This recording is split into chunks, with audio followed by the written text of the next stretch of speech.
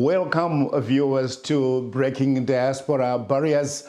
My name is Father Lameck from the Zimbabwe National Anglican Fellowship here in the United Kingdom. This is Series 9, as we once again meet to discuss, to have conversations with people who have moved here in the UK, people who have managed to break barriers in diaspora. And remember, these are people who have met a lot of obstacles, but nevertheless, they've been able to climb up the ladder, or they've managed to break those barriers. Hence, they are where they are because they have worked tirelessly. They are resilient and full of temerity and tenacity. And so today, as usual, we are using that biblical text, which actually encourages most of our people here, Jeremiah chapter 29, verse 11, where the Lord says, I've got plans for you, plans to make you prosper and not plans to harm you, plans to give you hope and a future. And so today I am very, very fortunate because I'll be talking to a couple, well-known couple.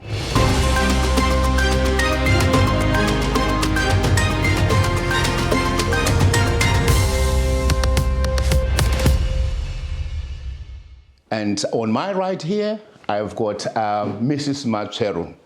And on my extreme right, I've got Baba Matsveru. What a couple. You are a musician, yes, a mother, a music writer, almost everything, and they've done so much. And I know there's something in store. Don't tell me now, because there's something that I know is going to happen within the next few months. Around February, we will hear from you later. Baba na Mai Matsveru, welcome to Breaking Diaspora Barriers podcast. I know you were born in Zimbabwe, that I know very well, and you did a lot of things there. And I don't know whether it was more to do with music. Can you just take me through your early life right up to the time when you eventually moved to the UK? I am a daughter of a canon, Dr. Lazarus Muyambi of the Diocese of Central Zimbabwe. My mother was a teacher, my late mother. So I grew up in Wedza. I went to St. Patrick's for my education. I went to Wange. I went to Botswana. I went to Gokwe, where my both parents lived and later died. So I did my education, my grade 7 at Gokwe School. And then I went for secondary education, St. Patrick's Secondary School in Chiundura. And then I went to Harare, where I trained as a teacher. And then I taught at Kwekwa High School, Sherwood Park School, Munyati Zesa School. I also did my first degree, B.Ed with ZOU. And then I became a headmistress at Hovano. And I led at that school. And then when things started sort of falling apart in Zimbabwe, me and my better half, we discussed and we decided I come to England. Baba Matsveru, just a bit of your brief history and how you met your beautiful wife. Oh. Dot, as they call it. Right, well, I grew up, well, in the reserves, what to call reserves. Anyway, Mapanya. In Mapanya, yes. And I did, we were the first grade 7, because the system that by then was using standards, sub A, standard 1, standard 2. So we were the first grade 7 to write grade 7. Well, after writing grade 7, well, I went to Sanyati Secondary School, where I did my Form 1 to Form 4. And then I stayed for about 2 years. Yes, because, well, it was during that time they were saying you need, if you want to go to for anything, you need to be experienced first. Oh, yes. So I went out for temporal teaching for about 2 years, and then I went for training at Mukoba Teachers College. That's where I did my training. And then that was 1980 when I finished. I've been 79 when I finished. Then 1980 I started teaching, well, at Gokwe School, where the Reverend Muyambi, Canon Muyambi, was the priest there. So that's how I met this beautiful lady. Yeah, don't try to run away from that. It's very important. I mean, in this first part, it's important as we are looking at the background. How did you meet Dot? Right, good. Now, when I was at Gokwe School, her mother was a teacher, so we were teaching together, me and her mother. So after she did Form 4, right, she wanted to come and get something to, experience in teaching. So she joined, she was a temporary teacher. So her mother said, okay, Jacob, you're a qualified teacher. Would you please take my daughter and teach her how to, to plan, to mark, to do all these things? I said, thank you, Mom. That's how I started to say, but this is a beautiful lady, man. Oh, and I took advantage of that. And he did exactly that. Looked after you and realized that he could look after you for the rest of his life. Naughty boy. That's one of those things anyway. There are many ways in which people meet, and I'm sure that was how God designed your marriage to be. Yes. Now, obviously, you started your life there, or you all went to do teaching, which was great, and the Lord blessed you with children. And then obviously, at the end of the day, there was a day in which you realized that at least it was enough. Time had actually been knocking on your hearts, or whatever situation was prevailing then, you then made a decision to say that you needed to leave your beautiful country, Zimbabwe. I don't know what day it was or who actually first realized the need for you to leave Zimbabwe. What had happened and how did you leave Zimbabwe to come to the UK? We always wanted to come, but we had children who were still sort of growing up. So it was too early to come to UK.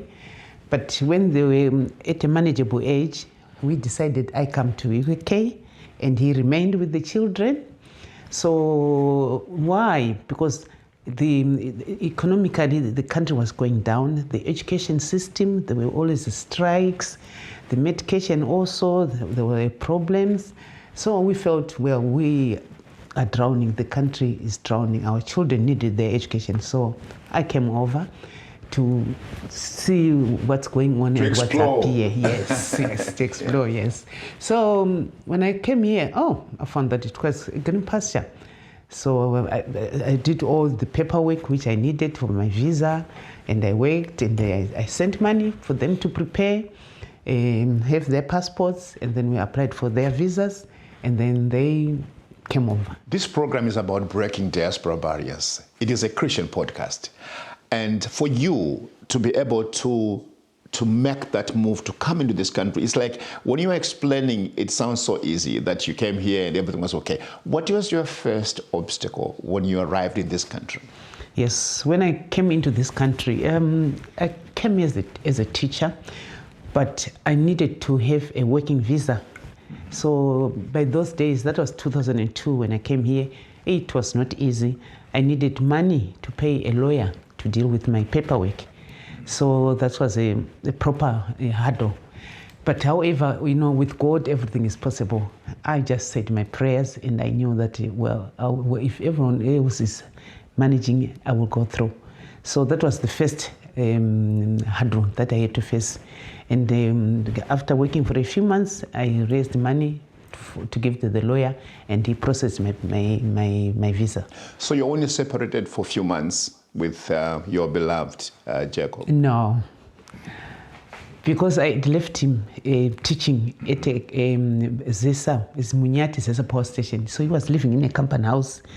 We had other properties, but they were small because we had more property that we needed to move to a big house. So I had to work to buy a house in Kwekwe, New Town, a bigger house, 4-bedroomed, which could accommodate our staff. So after that, I had to work again to make sure that they have passports.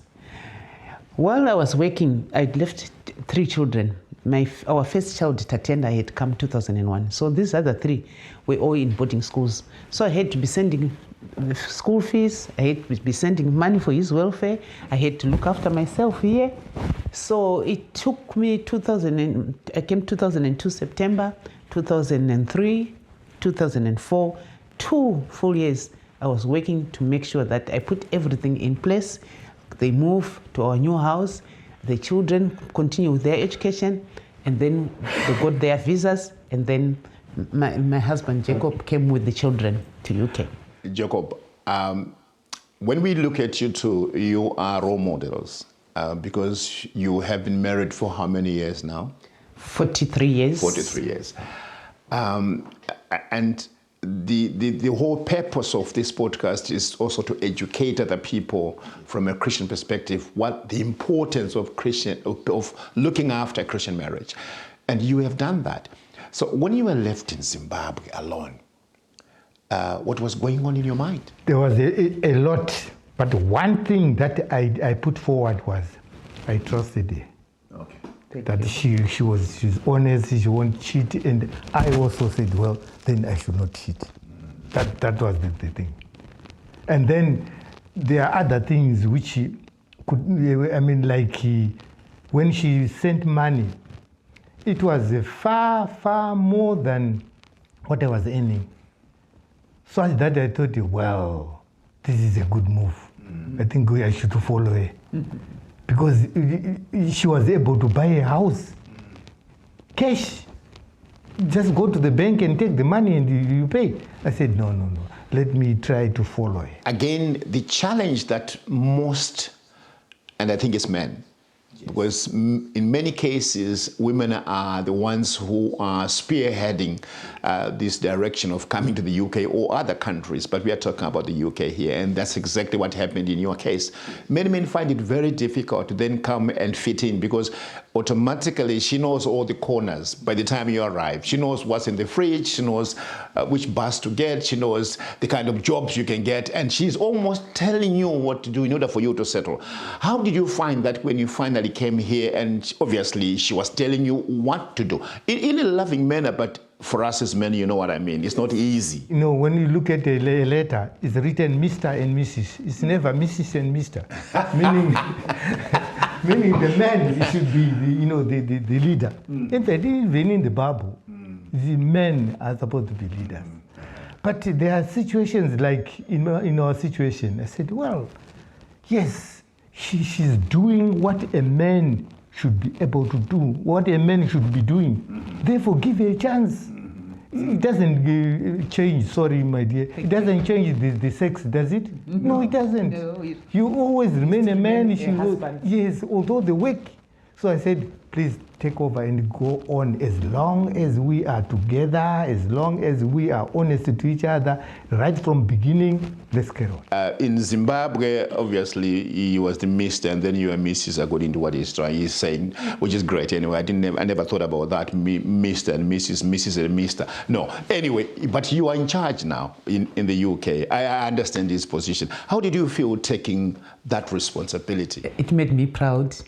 Because I did everything with love, and I made sure that he's comfortable, he's happy. I always put him in his place while I did whatever I had to do, but I always honored and respected him.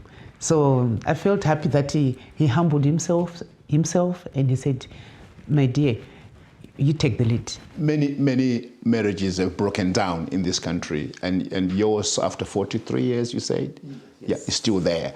What do you think is the main problem which is causing all these marriage breakdowns in this country? I think people should know God. People should know God. God made a wedding, a very important deal that we should all respect, and people should learn to forgive each other. Me and Jacob, we live like friends. We forgive each other. I love him, I love his family. He loves me, he loves my family. I respect him. In this country, you find that there are people who go for shifts which are not there, leaving the husband or leaving the wife. It's because they don't know God.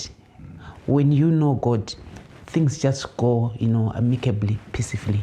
So we pray together every evening, besides our own personal prayers elsewhere. So we are friends. We don't really find anything, difficult for us. I'm sure viewers may want to know when you say people go to ships which are not there. That's quite interesting, if not scary. What do you mean by that? Yes, especially people. Anyway, in this country we've got hotels, we've got different places. One can say I'm going on for a night shift or I'm going for a day shift, and they've not gone for a shift. They've gone somewhere out, maybe with someone, they've got another relationship. And those relationships, you'll find that sometimes one leaves a husband and one leaves a wife, and they go and have a relationship. So they end up divorcing, leaving their first marriages and going with starting new marriages. And some have been discovered or they've been tracked, and they've been found that they will have gone elsewhere other than where they said they were going.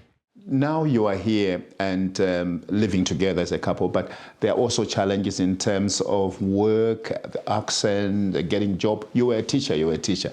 And when you came here, I know very well, I've never heard you saying you are teaching somewhere else. You went into a different profession, and it wasn't easy. How difficult was that for you to actually forget about the blackboard and the chalk and everything else, and then to start thinking in a different way, the new normal, to say, you know what, this is what is here and this is what we're going to do. Was it easy? Was that not difficult for you? Because again, I'm saying this because many people come here as professionals in different areas. And when they come here to break that particular diaspora barrier, to say, you know what, this is what I was doing, but I can still survive by doing anything here. How long did that take you? And was it easy for you? For me, when I came, I did supply teaching. And I noticed that, the way we did it in Zimbabwe, it was different. And the children could easily put you into trouble. They would just, sometimes can create problems for you. So after teaching for a bit, I went into support work. And when I was doing support work, I'll be very honest, I felt that I was serving the Lord. I was doing God's work, looking after, the vulnerables, doing it wholeheartedly. I felt that it was a ministry, and I loved it. And then I trained to be a dental nurse, so I was doing support work and dental nursing. And I had a flair for teeth, so I loved looking after people's mouths, teaching them how to, oral care, and helping them, make sure they keep their teeth clean, and they eat healthy, and they just manage their oral work properly, and help each other as a family, children, parents, and so on. So from there, then I was doing support work, and I had more time in doing support work. So I did my NVQ level 3, level 4, and level 5. That's okay. Baba Matsveru, yes, you've come, you've settled. Your first job in this country, how did you feel having been a teacher and all of a sudden you're doing something completely different? And I started also teaching, but that voluntary work. So I did it for about a couple of months. Then you're testing the waters. Yes, then I realized, no, because the type of teaching that we used to, when you were back home, is, well, you could even say stupid to a child. Once you say stupid in this country, you're in trouble. Okay. Yeah, so I later on said, no, not now. And secondly, they wanted me to go for training again for about two years training, so that they would give me the. Yeah. Then I looked back and said, well, 2 years. And my wife, I wanted to help my wife, I wanted to help my children. In your settling, and both of you anyway, what was the biggest obstacle in your settling before you started developing yourself? This thing about racism, yes, it's real. That's what we felt. Even when we went into teaching, we felt that you were segregated. And when you went to support work, some of the citizens we looked after, they were racist. They would sort of not treat you right, and it was a real problem. But we just tend to be blind, tend to be deaf, and like I said, I felt it was a ministry serving the Lord. I continued to be good, but it was not easy, especially 2002, 2003. Baba Matsveru, when people talk about some of these issues, these deep issues, racial issues, it would appear like many foreigners find it difficult to talk about it. They just want to be quiet and just do whatever they can do. Do you find that being healthy? Yeah, it's not healthy. But then at the same time, well, it's difficult because the moment you talk to somebody to say, well, you're being racist, you've worsened the situation. Because they once they look at you, they will say, now that guy is no good. Because he wants to bring this open to us to say, well, I'm racist, I'm not racist. And once you have tackled each other, or once you have, well, disagreed in that, then your working conditions won't be good. We are now moving on to, developing yourself, how you then started to say, okay, fine, I came as a teacher, that's not going to work. And then you started thinking ahead, what is it that I'm supposed to do to break this barrier and be able to start developing myself? We'll come back to that. Let's take a break. Welcome back, viewers, to our podcast as we move to part 3 of our discussion with Mr. and Mrs. Matsveru. Now, you have arrived in this country, you are now settled, and you are now sort of confident and comfortable in doing support work. Did you see that as something that was close to teaching, Baba Matsveru? Oh, yes. God's call. That's how it does. That's how he does it. I felt I was being called by God to help the other people. So that's my feeling about it. I don't know, yeah.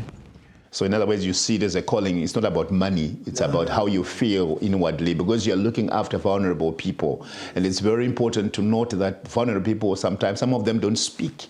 And you can't look after such a person unless you've got a good heart, a good Christian heart. Amai Matsveru, now you are in the support work, etc. How then did you start, this developing yourself in this country in order for you to move in the direction that you'd always dreamt? So what happened is, as a support worker, I was liked very much by the company I'm still working for.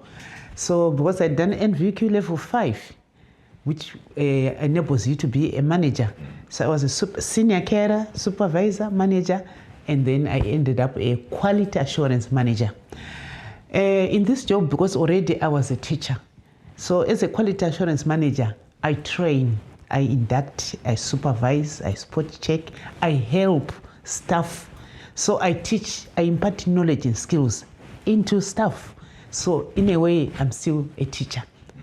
And I also help the citizens, guide them, to explain their medication, explain all what they need to know. So in a way, it's health, but I'm still working as a teacher. So having done that, I found that I grew up in Zimbabwe, admiring my father and feeling that I wanted to work and do like what he was doing. So I thought I wanted to be a priest. Unfortunately, they don't take women priests in Zimbabwe. So I worked closely with the church, prayers, reading, serving, and all these things. But when I came here, firstly, I decided to work hard and bring the family. Now, when the family was here, settled, I still felt that I wanted to be a priest. So now my problem was, to be honest, my father did not allow, or accept women priests, the bishops and the other priests. So for me to just say straight away, I want to be a priest in this country, I was denouncing my father, my fathers, the bishops.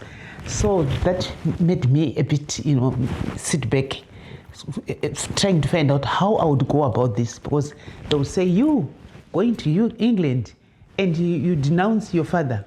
So that was a challenge. So when I spoke to my immediate vicars and my Zimbabwean vicars, and especially one person I may not mention, they advised me that you be a lay reader. So I was advised to do the 3DD course, which was a stepping stone into doing lay readership. And when now I wanted to be a lay reader, in these churches, the English churches where I was going to, I faced challenges. Racism is real. At one church, I was told that we don't need a lay reader here. We have got a lay reader, which means I was not wanted. And I was told that I could not be a lay reader anyway in their lifetime. Let me take you back a bit before this fight now for you to be a lay reader, and you have to explain to your viewers as well what lay reader means. Because we are talking about breaking barriers, diaspora barriers, you have said all these lovely positions from being a normal carer, senior carer, supervisor, and whatever. It sounds very easy. But I think there's somebody there who's just working as a carer.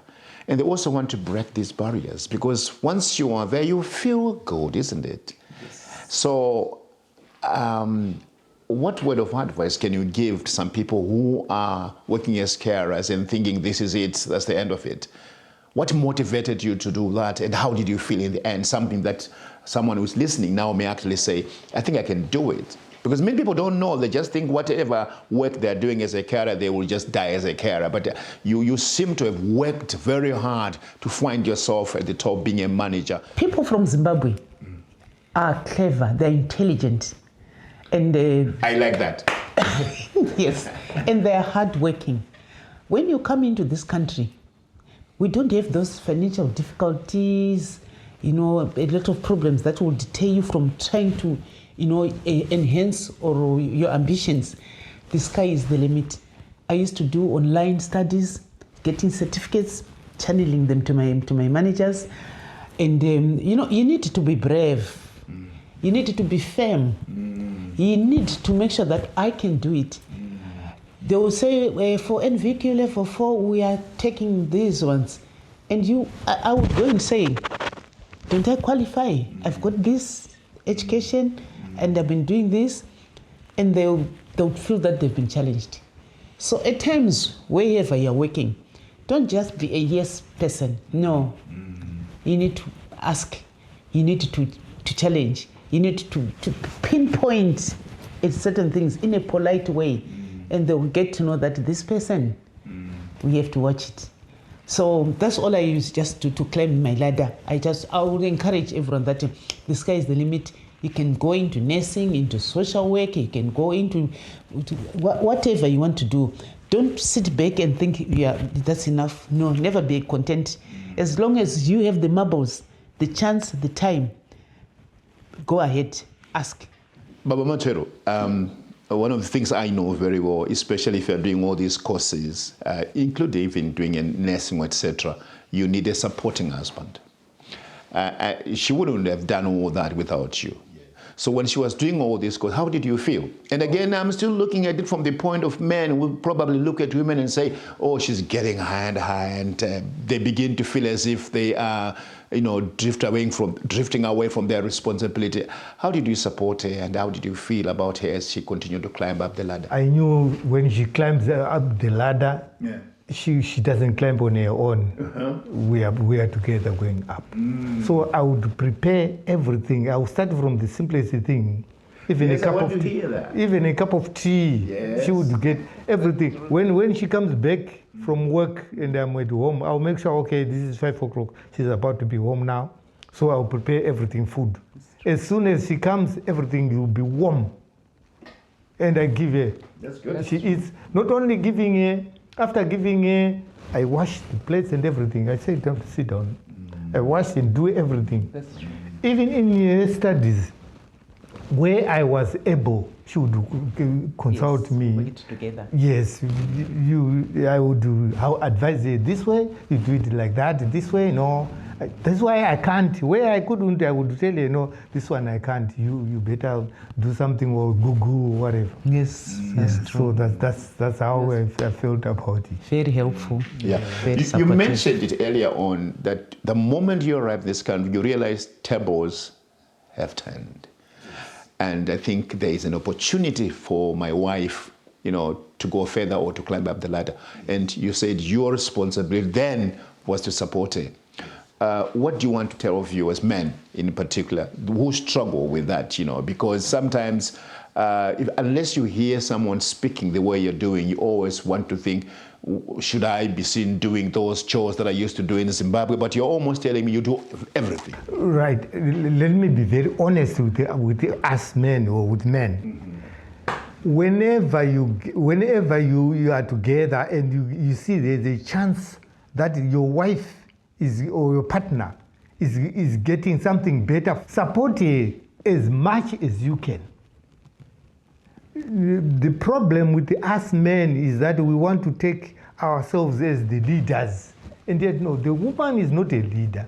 She is only taking work to do for you or for us men. Because once everything has been done, they will say, well, this was done by Mrs. So-and-so. It's not Mrs. using the Muyambi or the other, no. It's Matsveru, meaning my name is always up. So I would advise us, let's keep supporting them. We will produce something at the end of the day of the channel. Thank you for mentioning that. I come back to you as well, because that is a very good way of looking after each other. But maybe the stumbling block in terms of some men who want to help is where the woman who probably came first is earning large sums of money and there is no discussion on the table. I'm not asking you this question to explicitly tell us everything, but finance seems to be the major problem in this country. Money. So how do you do it? Well, before our wedding, you go for those teachings by the priests and the mothers and these other functions where they organize and give you lectures. We were taught that now we are together, it's one pocket.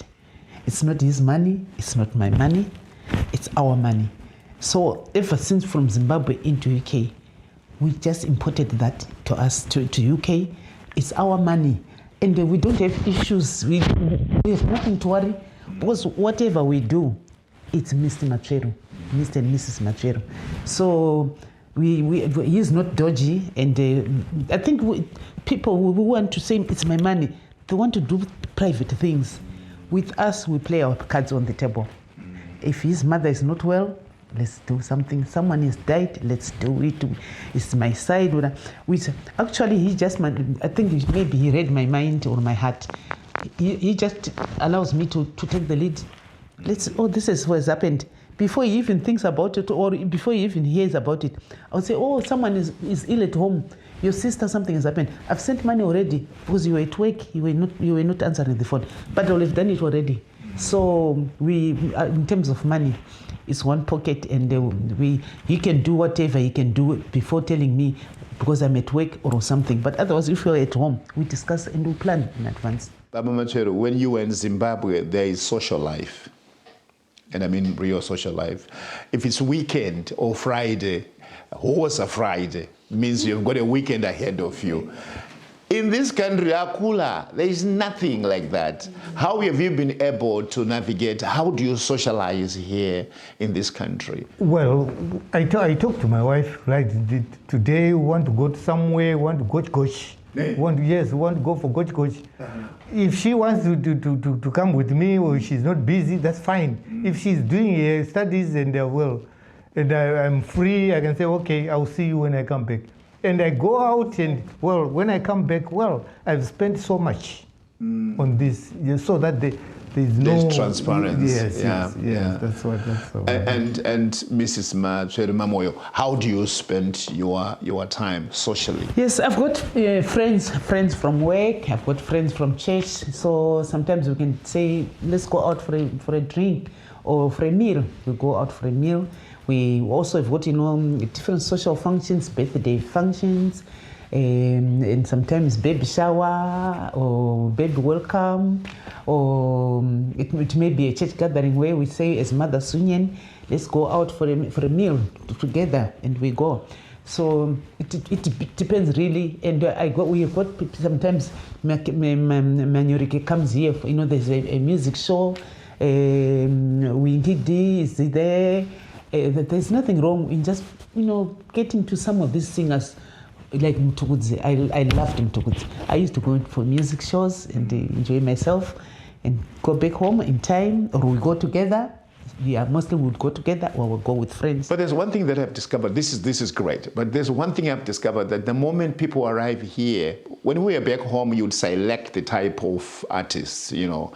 If you're a Christian, you wouldn't go, you know, to Mafumo or whatever. You actually analyze the kind of music. But here, all you want is Zimbabwean music at times, isn't it? Yes. So you encourage your viewers today that it's important to socialize and actually go out and listen to our artists, isn't it? Is that what you're saying? Yes, honestly, life is short. You cannot only be, going to work. I think sometimes it's depressing. You need to forget and use your money.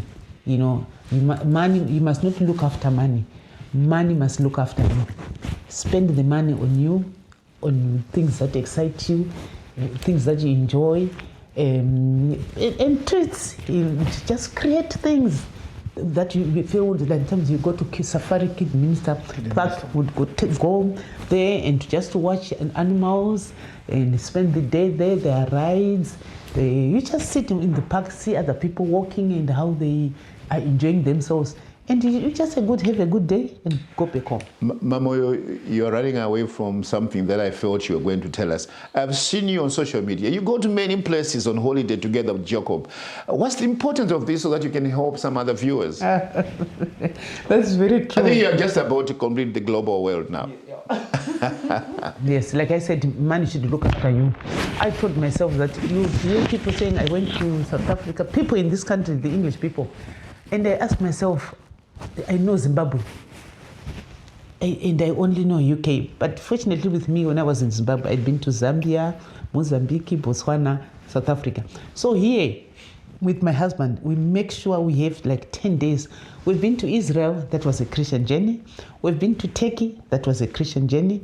We've been to Malta, but we've gone for just to enjoy ourselves in Spain. We've gone to Tenerife, we've gone to France, we've gone to Rotterdam, and we are planning to go to Egypt and to Italy because we feel we are working. It doesn't help us to just, invest in property, and if not traveled wide, we are trying to travel wide, and to rest usually is to rest where you don't have to cook or sweep. Yeah. And but usually wherever we go, we look for the nearest Church of England, if it concerns with this Sunday, and we go and see what they do in those churches wherever we go. But it's lovely to go out for holidays. On that note, we can take a break. We want to come back now because I know you are very much committed Christians and also musician when it comes to you. We'll come back to that. Let's take a break. Welcome back, viewers. This is the next segment as we continue to have a conversation on breaking diaspora barriers with Mr. and Mrs. Matsveru. You are now looking brighter. And I can see the logo for Mothers Union, and I can also see a bit of that as well on Baba Matsveru. What does this mean? Well, simply in Zimbabwe, when they try to fundraise, they create different types of logo. So when congregates or mothers buy these materials, they raise money for the church or for the Mothers Union. So we are, normally when I buy my fabric, it's 6 meters. So whatever is left out, I make sure my better half also gets a bit of a touch from the logs. One body, one flesh. That's great. One love. We'll come back to the Mothers Union because you held so many roles and there are many exciting things that we'll be talking about before the end of this segment. But I want to understand something about you because you are so unique when it comes to certain activities or skills that God has given you. And I'm talking in regards to music, Matsveru and Baba Matsveru. You never produced anything in Zimbabwe. You were not known as an artist, and all of a sudden you are in this country, which is very difficult, and some people even say depressing country. And all of a sudden you did all those things, but over and above that, you remained a Christian, and then you started singing Christian songs. What motivated you to start singing whilst you were in this country? I grew up in a family where we used to sing. My father was a musician back from his clan. My mother as well, a musician. So the two met and they were good musicians. So at home, we used to sing as a family. And we would also entertain people when we had gatherings, singing as a family in Zimbabwe. So when I went to school, in church, I used to start music. I used to copy it from my mother, Vaishaura. So she did that in gatherings, and whenever she got to, they'll say, oh, Mammy, I'm busy here now, things have started. So when I went to school, I was always asked to start, songs. I think they also, made use of my voice. So I used to sing in general with my family, with our family. So when I came here, things started. I felt I had money, because when I was in Zimbabwe, I could not afford to get the money to pay, because you have to pay for the audio and then pay for the video. So we loved music, but we could not do it. So when I came here, we agreed with my husband that my first pay from my main job was for all what we want to do for the family, for our own development. But I used to go to Maricho, extra shifts from elsewhere, diaspora or care, and we'll get extra money, which we put in a different pocket. That's the money we use for our holidays. That's the money we use for my music or our music. And I also had time when I'm here. On nights, I would write my music, plan what I want to do with my music, practice with my husband, and then we would go to Zimbabwe, get a few people to help us, and then we would practice, me having the chikwama, and then would pay for the audio and pay for the videos. Okay. How many albums have you produced so far? I've got on YouTube over 35 songs. I've got over 35 songs. What does music do to you? Music is therapy. Even when we want to pray, I always say to my husband, let's sing with love, with joy, and with excitement, energetically, and threaten the devil. So sometimes I sing spiritually to feel the presence of the Holy Spirit. Sometimes I sing for enjoyment, just excited, or to dance and exercise. So I've got 3 types of music that I've got a flair for.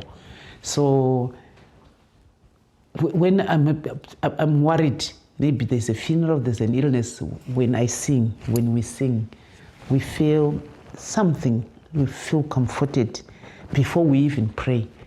It just brings our thoughts together, it brings healing, it brings enjoyment. If there are people who want to, to view your videos, how do they find them on YouTube? And if they go on YouTube, they just type Zipo, say Zipo. I chose this name, Zipo, say Zipo, because God gave me the gifts. I can sing, I can ululate kupururudza, I can play the drum, I can play the rattle, I can play the guitar, I can whistle, I can dance, and I just find that God gave me, all the gifts one would want in music. Thank you very much for that. Many people may actually sort of do a search on YouTube, and they will be able to enjoy your music. Now let's come back to church. Baba Matsveru, you've told me how you can socialize, but we're now back in the church, because this is a Christian podcast, and I know you have done so much for the church as well. So in the church, what do you do? I know that the Zimbabwean National Anglican Fellowship, you are a Mvui, and you're also a member of the Men's Fellowship, etc. Can you take me through that, the difference between Men's Fellowship and Mvui? Well, I was in Gokwe, back in Zimbabwe, and when I saw Mvui, they were coming to the mission where I was teaching, St. Agnes Mission, and I would be listening to them and look at their dressing and listen to their music and to their teachings. And I felt, no, this is the group that I want to work with, because I want to work for God. That's what influenced me From then on, when we came into this country, I saw there was a lot of chance and opportunity for me to talk to the people who were concerned. So I talked to them. Well, they assessed me for more than about 6 months. Then they said yes. You know very well that some men do not want to be joined up with you. Why do you think people find it difficult to join such a lovely group? Right. There's one thing which I like about Wavui is we don't drink beer, we don't smoke. Now this is a barrier to money. Once you say you don't drink beer, they'll tell you, no, then I can't. Apart from those two elements, everything else is the same. Everything, not really. Whenever there is a meeting, say there's a meeting wherever, you have to be there. Okay. Yes. Attendance and commitment is serious, isn't it? And you also work together with your wife. Yes. Can you buttress his point regarding the joy you have in being members of Wavui? Like he said that because we lived at St. Agnes Mission Koko, where my father, Canon Dr. Lazarus Muyambi, was the chaplain for Wavui. So they used to come to Gokwe for conferences or weekend meetings. So he used to attend, and they were taught how to look after their family, their wife and the children, how to hold or represent themselves in the public or wherever. So he was taught from Gokwe, and when he joined here, they are always talking about looking after a wife, helping a wife. The chores, the house chores that he was talking about, in this Wavui League Guild, this is they emphasize on that a house is a house. The trousers is not on your hands, it's on your legs. These hands are like his and like mine. They must work. So they're taught to help and speak well and look after their wives. And in turn, we are also advised that we need to support them and make sure we uplift them and appreciate their efforts. So indeed, I'm happily married. You have held almost every single position within the Mothers Union. You are a full member of the Anglican Church, and you have held so many positions, maybe from being a member, secretary, organizing, treasurer, chair. In this country, it's not the same like in Zimbabwe. How have you been able to move through all these positions in this country, which is a very difficult country in terms of being able to avail yourself? Yes, God is the enabler. I was a secretary in the National Mothers Union for Zimbabwe. That was way back 2004. And I enjoyed supporting. Like I told you that I had a family to look after. So sometimes I would do day, do night. But wherever we were supposed to go, I had to be there. Whether I've come from a night shift, I know people used to say, oh, look at my Matsveru, she's dozing. But I would say, at least I'm there. I can hear the word and I'm supporting, I'm helping. So when we have money, I know that God gives us the money and He's a jealous God. Use the money to what you want to do, but give some of the money to God in different ways. So I make sure I support Mothers Union. I make sure I support our priests in the UK. I make sure whatever role I've been asked to do, I take it happily. And I'd like to be a role model. I've been a chairperson for Birmingham 9 years. First time it was 6 years, and then I had a break, and they chose me again. So I don't know what they see in me. You've been an inspiration to many people, but there is also one thing that you keep mentioning, and I don't want to don't think I'm using this word as a way of putting in a particular category. You are a hustler. When it comes to doing other, jobs in order for you to actually sort of complement your salary. You know what I mean? And many people, as far as I'm concerned, they have one job and they think it's all over. But money is never enough to be able to meet our family chores as well as sending money back home.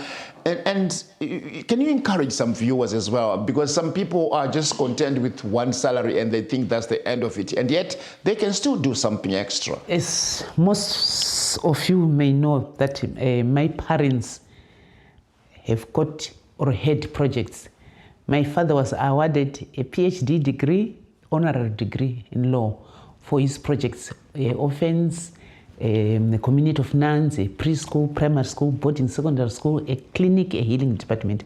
So I grew up working hard, praying hard, helping. So for all those projects to stand, we used to mold the bricks, we used to dig holes to plant. We've got an orchard. We used to do. When you say molding bricks, it sounds fancy. My Kanya's dinner. Yes.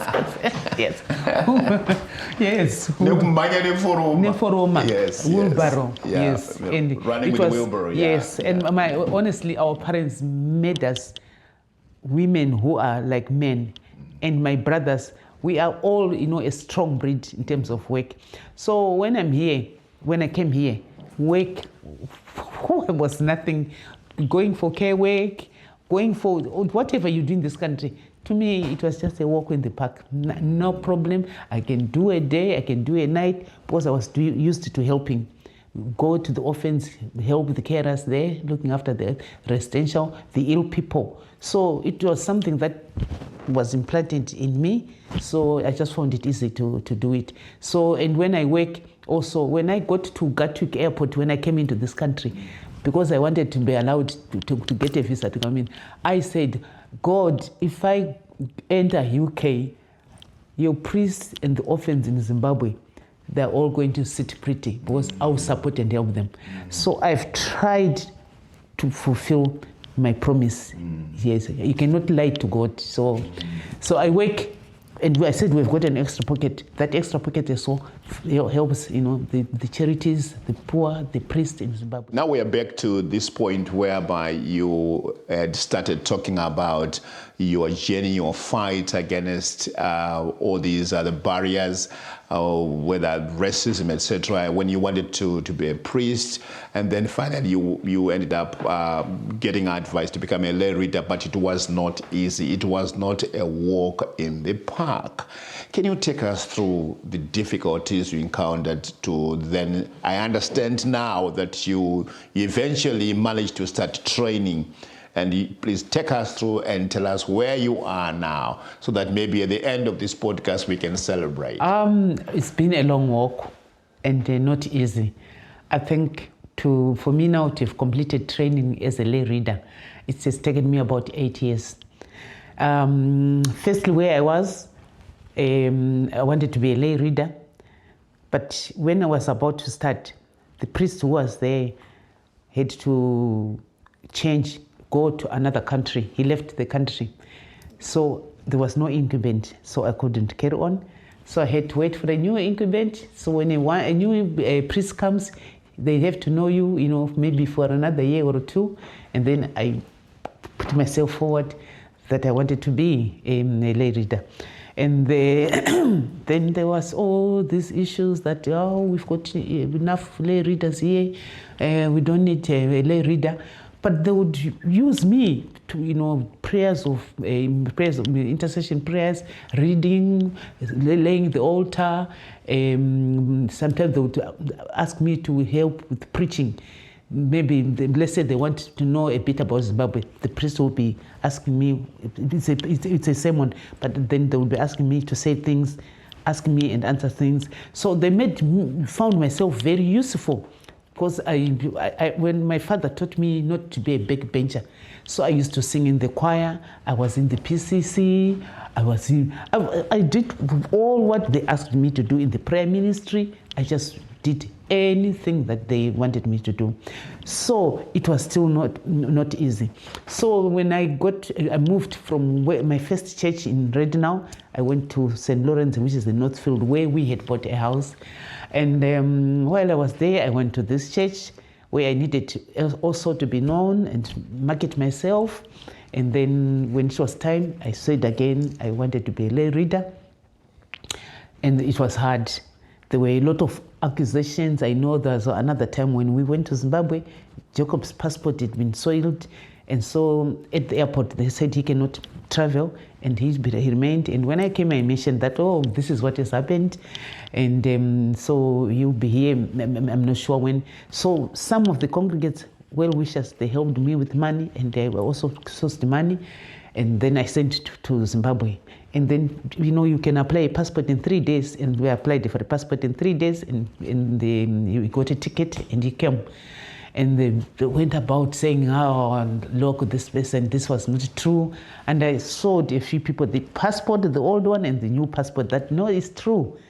But those who had not seen the passports, they still thought, I think that this was not true. She was lying. She just wanted to play up or get money.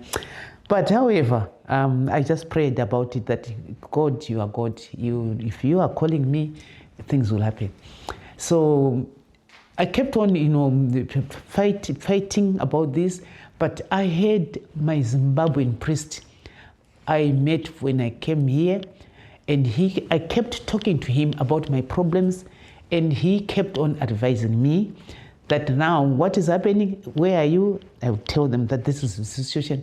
He would advise me, he would pray for me, and he kept on advising me, and until I got to a place where I was told, ask to speak to the reader of audience and leave this and go higher.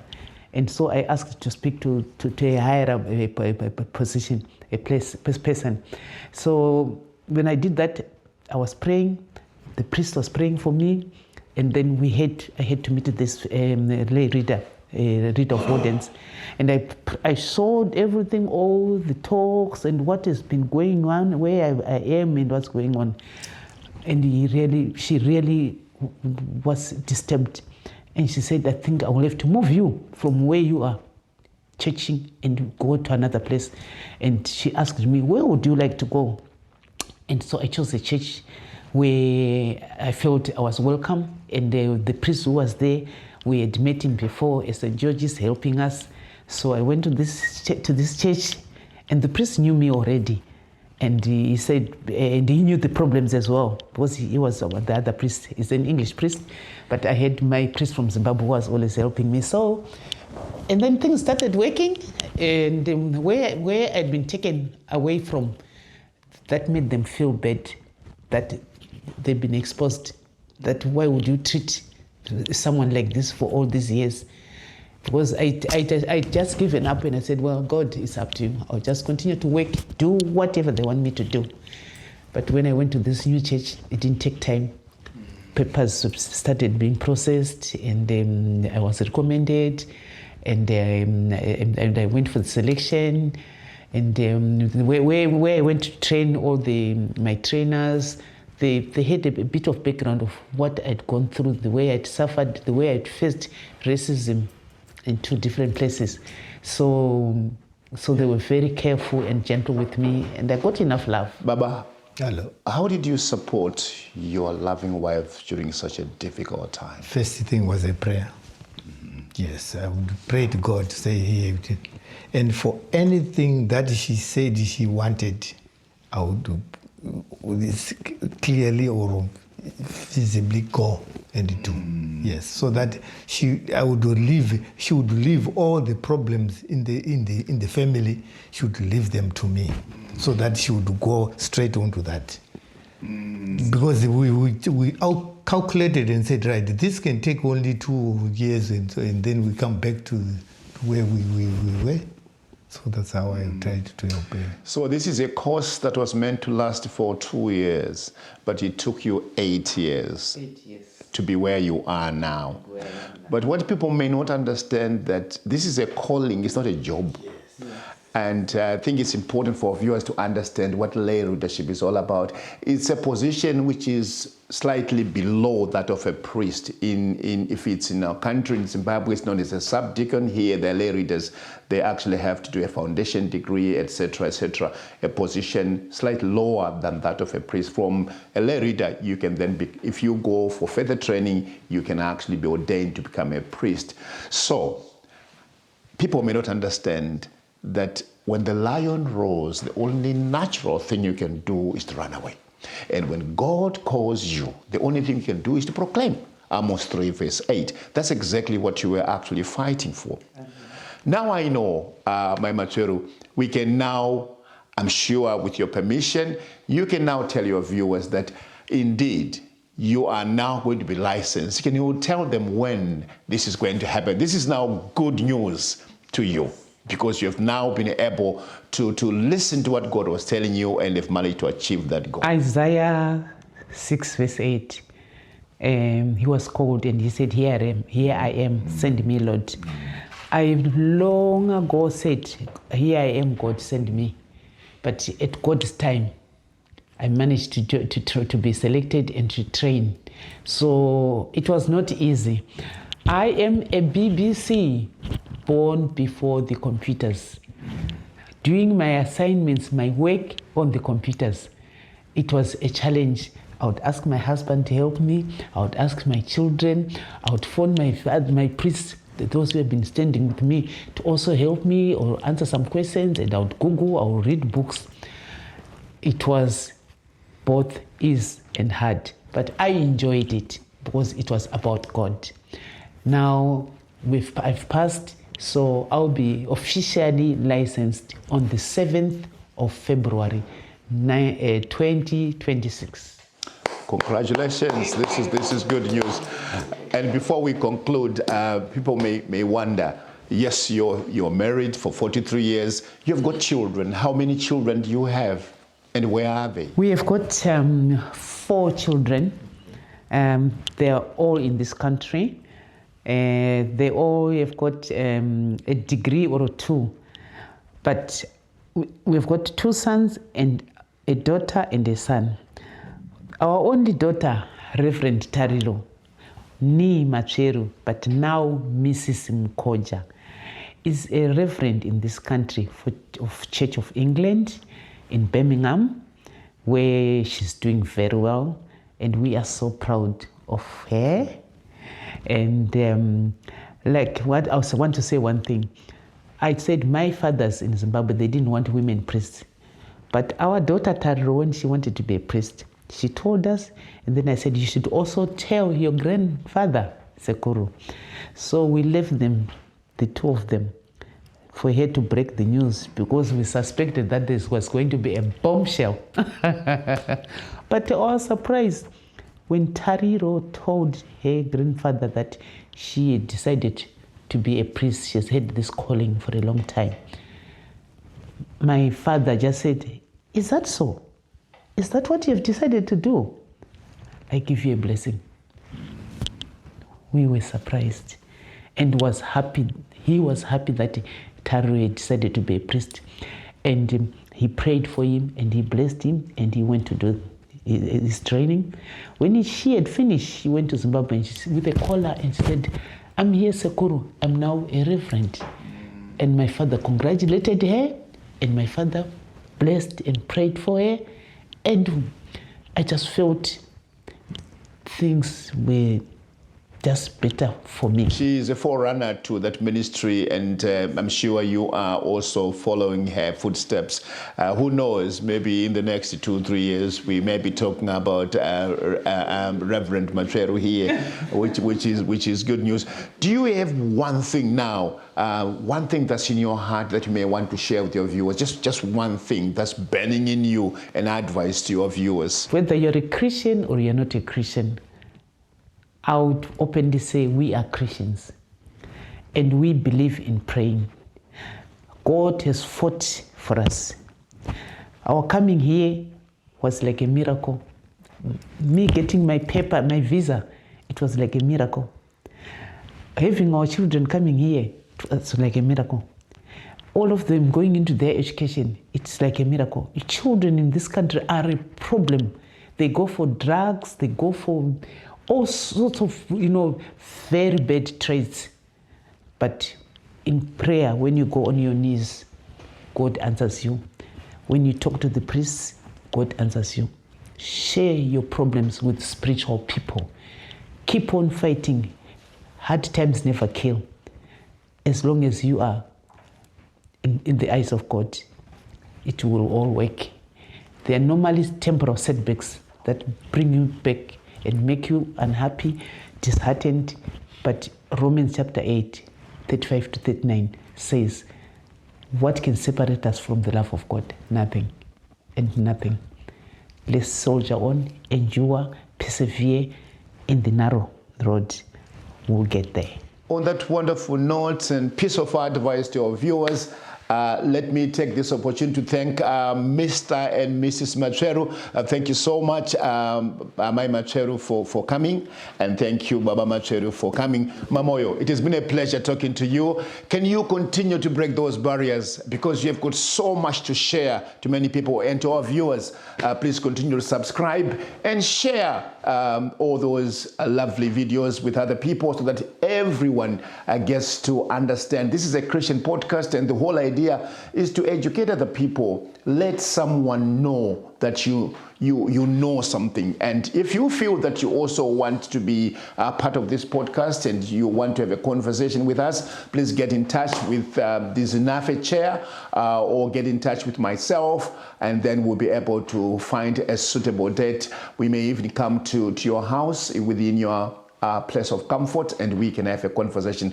Once again, we will meet in our next podcast. For the meantime, God bless. Thank you.